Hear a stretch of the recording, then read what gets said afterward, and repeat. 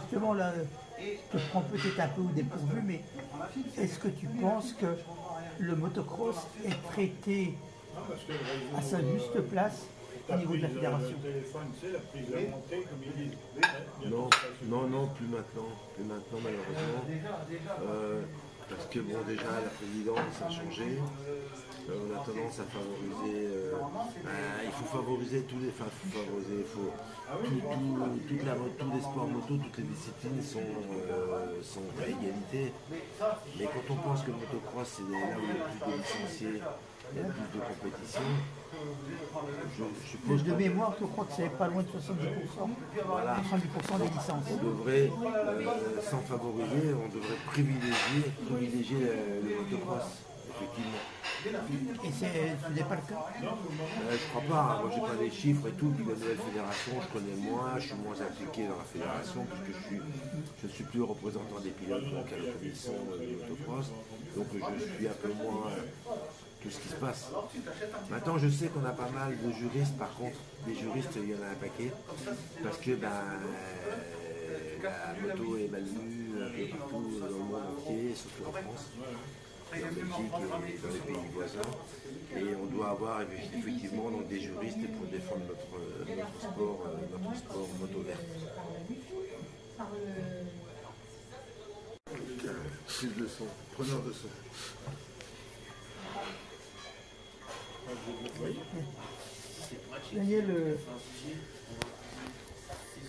quand on pense au motocross français actuel, quels sont les noms des jeunes pilotes qui te viennent à l'esprit, qui à ton avis vont aller loin? Immédiatement, là, tout de suite, depuis hier d'ailleurs, c'est Maxime Morneau qui a gagné la manche qualificative du Grand Prix, du dernier Grand Prix là. Je pense que lui il va aller loin. En plus j'ai eu la chance de pouvoir déjeuner ou dîner avec lui lors d'un Grand Prix où j'étais présent. Et c'est un jeune qui a la tête sur les épaules. Et passer de la 2,5 à 4,50 et gagner immédiatement, ça veut bien dire ce que ça veut dire. Ah ben, qu'il ait de la volonté, ça ne m'étonne pas parce qu'il est né dans les Ardennes. Et le sanglier des Ardennes, c'est quand même célèbre. Oui, tout à fait. Maintenant, Maxime Renaud, c'est un jeune, justement. Si tu avais des conseils à donner aux parents ou aux pilotes jeunes qui débutent, quels seraient les conseils que tu leur donnerais? Alors pour la bonne réputation donc, du motocross et de la moto en général d'ailleurs, il faudrait d'abord que tout le monde s'inscrive dans des clubs affiliés, officiels, parce que la moto sauvage, entre guillemets, malheureusement, les verts deviennent de plus en plus forts, et puis c'est un peu logique aussi que tout le monde ne se balade pas dans les chemins autorisés à la circulation publique, n'importe comment, n'importe où, sans casque, etc. Il faut que tout le monde s'inscrive dans des clubs qui ont aussi des circuits homologués, assurés, et souvent avec des formateurs. Ça c'est important. Il y a d'autres... Ensuite, sur un plan plus technique, donc là, chacun fait un peu ce qu'il veut, mais j'ai pas l'impression qu'en mettant des kits performance, genre pour l'échappement, enfin des pièces mécaniques tout simplement, performantes, on sache les régler vraiment. Et que la moto d'origine, finalement, c'est largement suffisant pour faire des bons résultats. Je pense pas qu'il faille acheter donc, du matériel trop sophistiqué, donc moins cher en plus. Et en troisième? Alors en troisième,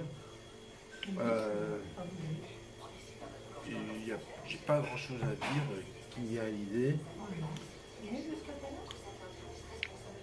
Il faudrait peut-être que chaque club ait un breveté fédéral. D'ailleurs, je fais des formations de breveté fédéral, je ne me fais pas de la publicité puisqu'il y en a partout en France.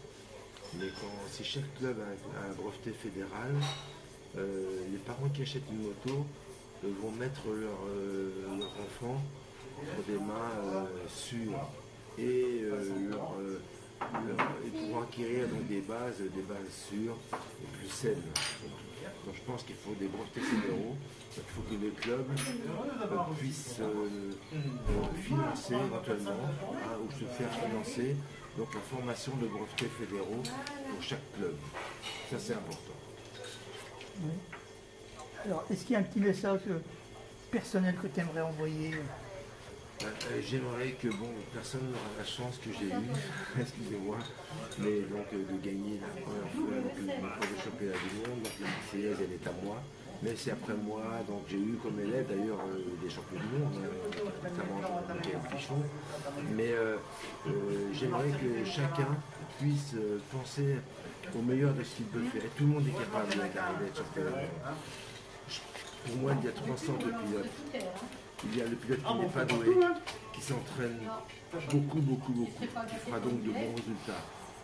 Ensuite, il y a le pilote qui est moyen, qui ne s'entraîne donc pas, parce qu'il est moyen, il se croit fort.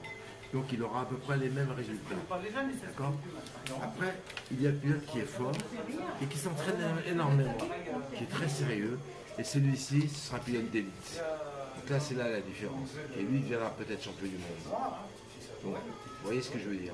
3 sortes de pilotes. Le mauvais, entre guillemets, qui s'entraîne beaucoup, qui fait vraiment des bons résultats. Le moyen, qui s'entraîne peu, mais qui a à peu près les mêmes résultats. Et puis le très fort, qui s'entraîne très fort et qui est champion du monde. Tout simplement. Voilà, merci. Merci. Autour de Daniel Péan, il y avait Jean-Paul pour le poignet, Daniel à la caméra et Gérard Lévesque, superviseur. Merci, à bientôt.